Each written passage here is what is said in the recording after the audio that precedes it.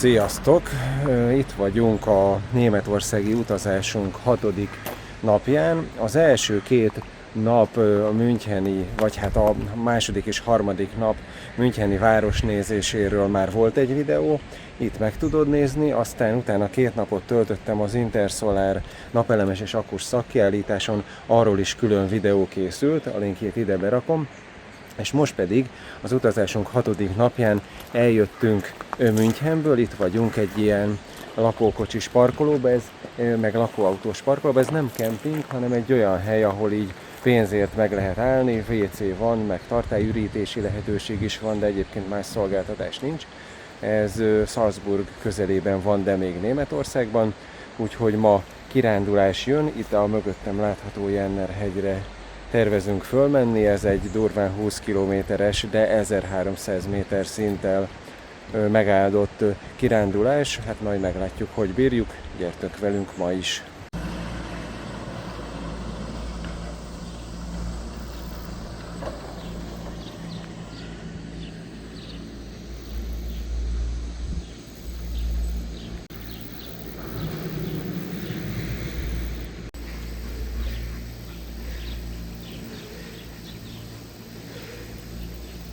Königssee a falu, ahol vagyunk, itt van egy tó, amit ugyanígy hívnak, nyilván arról nevezték el a települést, és innen egyébként van egy ilyen felvonó, kabinos felvonó, pontosabban 2, van egy középső állomás, és onnan föl a hegytetőig, amivel fel lehet menni ugyanoda, ahova mi is indultunk, hát majd meglátjuk, hogy bírjuk, és hogyha úgy adódik, akkor lehet, hogy félúttól vagy visszafelé úton igénybe vesszük majd ezt a szolgáltatást, de nagyon drága, tehát tegnap megnéztük már az árakat, és az van, hogyha oda-vissza teljes úton akarnánk menni, ez egy néhány kilométeres drótkötélpálya, akkor 2 főre, a 2 kutyával durván 40 000 forintra jön ki a viteldíj, ami hát szerintem brutális.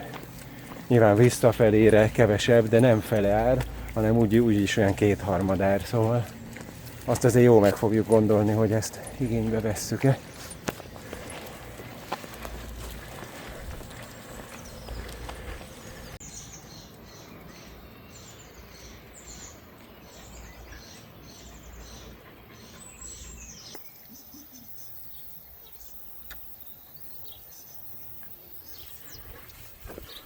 Na most értünk ki a faluból, eddig 2 kilométert jöttünk, eddig aszfalt úton fölfelé, bár itt a végén már ilyen 20%-os emelkedő, és innen lesz vége az aszfaltnak, összesen még egy olyan 6 hét van vissza a csúcsig, de hát ez végig olyan, a Locus Map alkalmazásban majd ide berakok egy képernyőképet, hogy így nagyjából az útvonal fele ilyen sárga-fekete apró csíkos, ami mindig azt jelenti, hogy kifejezetten nehezen járható útvonal. Hát voltunk már mi nehezen járható útvonalakon, például Szlovéniában vagy Szlovákiában van a Nagyszalóki csúcs? Szlovákiában a Nagyszalóki csúcson, az magasabb is, és oda is a kutyákkal simán fel tudtunk menni, arról is van külön videó, egyébként meg tudod nézni, úgyhogy ezek az ebek már hozzá vannak szokva az ilyesmihez, viszont brutál meleg van, úgyhogy azért ez nem lesz akármi.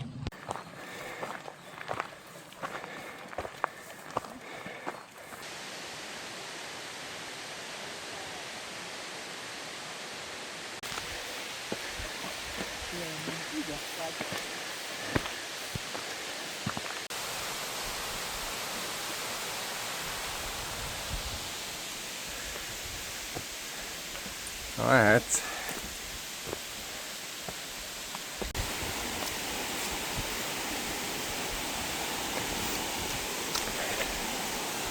ó, nézd meg, vízesés!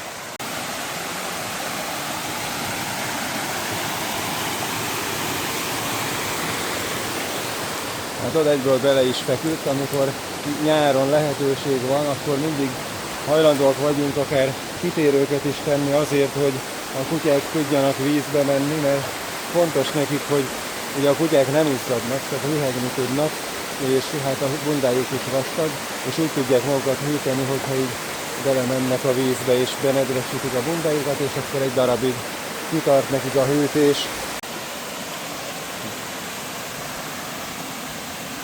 Ez az. Jól van, ha? Szali? Flexi?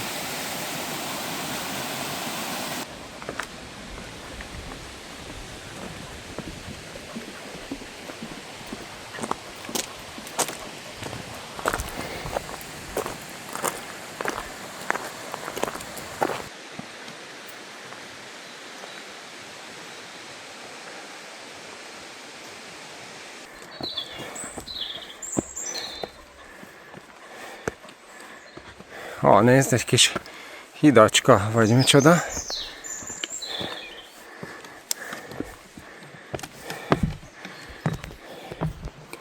Hát eddig ez a kifejezetten a Locuszban nehéznek jelölt szakasz nem olyan vészes, meredeknek meredek, hiszen hát fel kell jutni valahogy a hegytetőre, ilyen 8 kilométeren 1300 méter szint, de nem igazán vészes. Ilyen kiépített földlépcső van, ilyen deszkákkal, meg ilyesmi, úgyhogy eddig nem olyan vészes. Hát most még csak a középső állomásához közelítünk a felvonónak. Nyilván utána jön majd a nehezebb rész, meg akkor majd kiérünk a fák közül. Még így az árnyék azért nem rossz, így is baromi meleg van.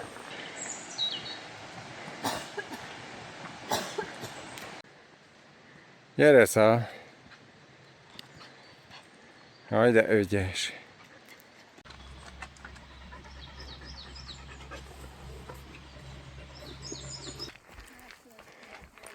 Jó látvány lenne, ha nem lenne itt ez az utánfutó, akkor jó lenne ez a kilátás. Na és ide érkezik, ott van a fák mögött a középső állomása a felvonónak, és akkor onnan megy föl a második szintre, ami ott van.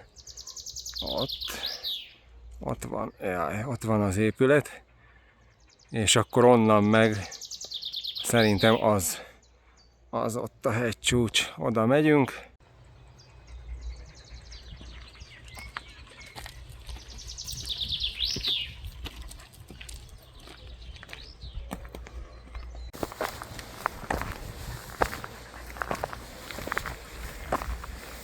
Na és nézd meg, ott vannak a tehenek, én nem tudom, hogy nem gurulnak le egy ilyen meredek hegyoldalban.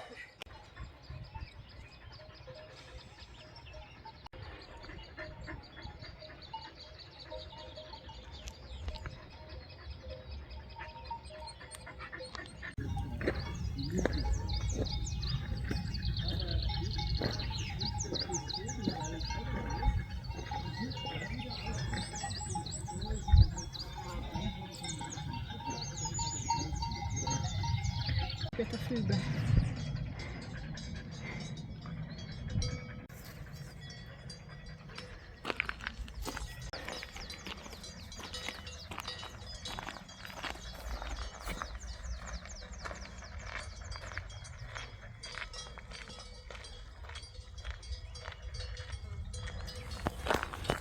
Itt meg most pont van egy tehén. Mi a tehén? Gulya. Úgy látom, hogy pont az úton tanyáznak, úgyhogy lehet át kell mennünk rajtuk.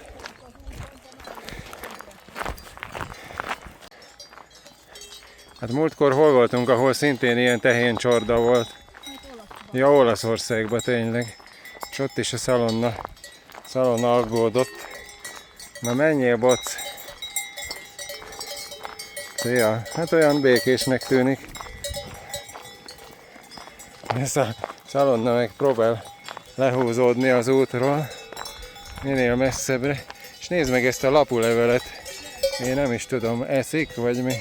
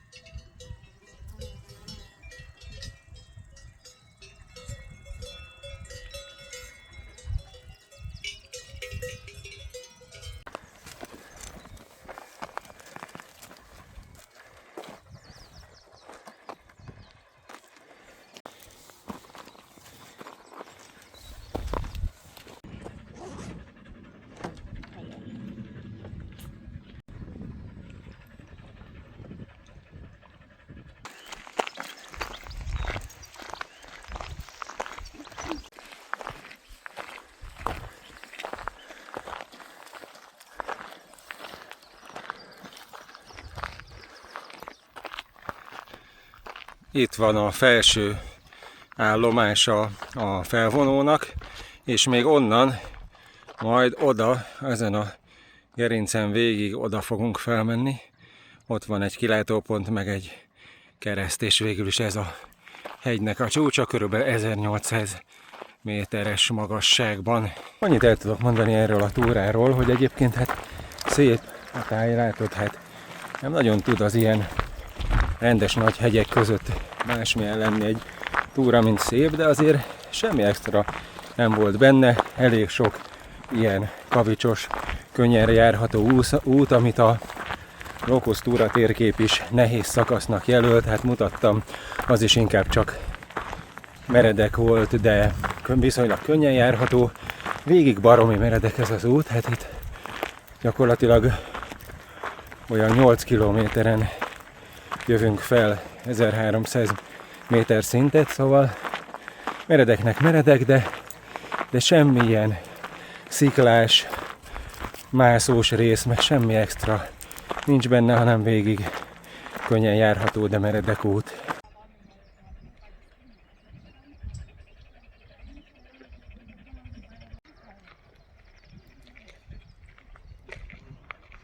És innen a hegytetőről látszik, hogy hol vagyunk a lakókocsival, várjál, hol az ujjam, ott körülbelül, ahol az ujjam vége van, ott a fák mögött, ott van az a lakókocsi parkoló.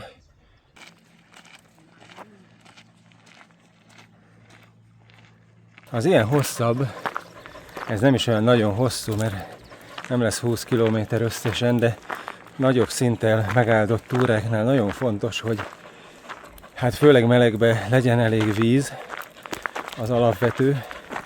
A kutyáknak meg magunknak is összesen hoztunk 3 litert.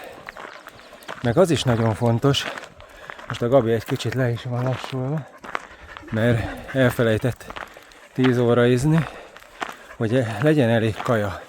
Van nálunk, csak hát időben meg kell lenni, nem szabad soha megvárni, hogy eléhez, hogy azt érezd, hogy már kiment a lábadból az összes erő, hanem amikor hosszan, órákon keresztül ilyen nagyobb megterhelés van, folyamatos emelkedő, meg ilyenek, akkor néhány óránként folyamatosan kell valamit enni. Az se baj, hogyha cukortartalmú, kekszet, gumicukrot, szendvicseket. A lényeg, hogy nem szabad megvárni, hogy eléhez. Hát ez egyébként a sportolásnál, a hosszabb futásnál is ugyanez a helyzet. Mondjuk mit tudom én, 10 km fölött egy félmaratoni távnál már mindenképp, hogy folyamatosan kell bevinni a kalóriát, mert különben kifogy a glükóz az izmokból, és akkor meg nagyon hirtelen úgy el tud fáradni az ember, így kimegy az összes erő, hogy abból utána nehéz visszajönni. Gyere, Cocó! Gyere!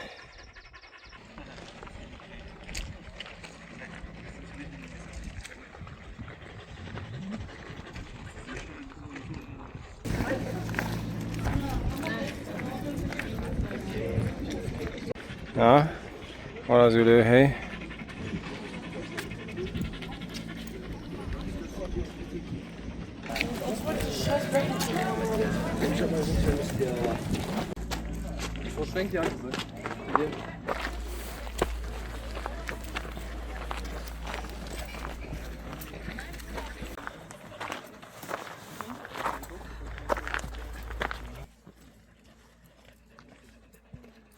Menj!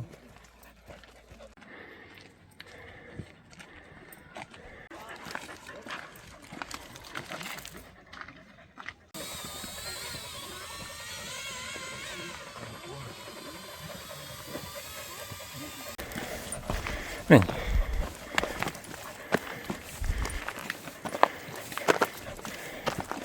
Menj, menj!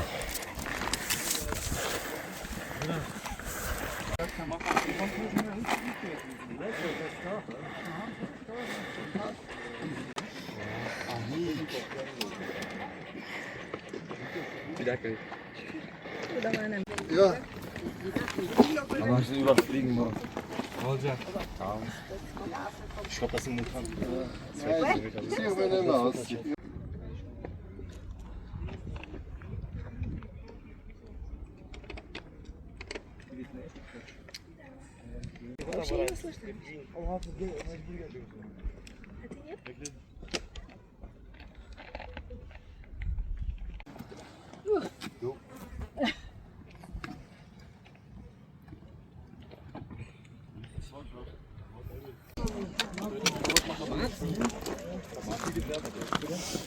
Das ist viel gefährlicher als Schwimmen. Ja, wenn du einmal. Ja,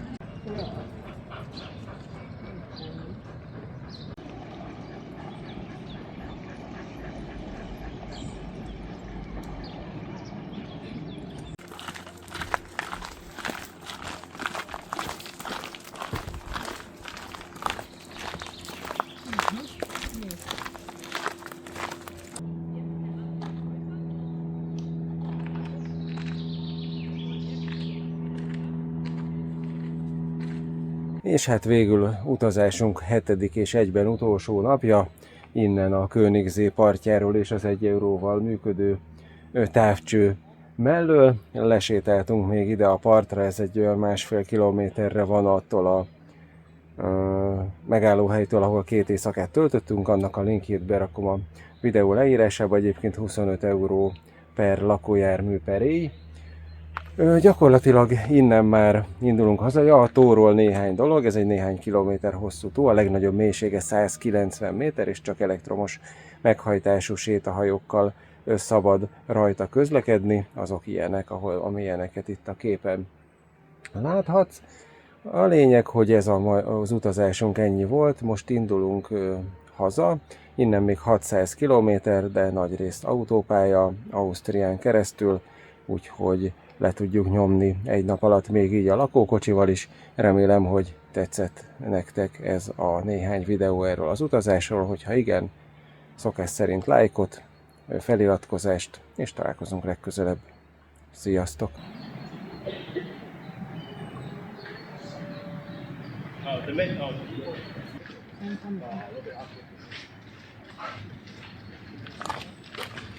Jesus.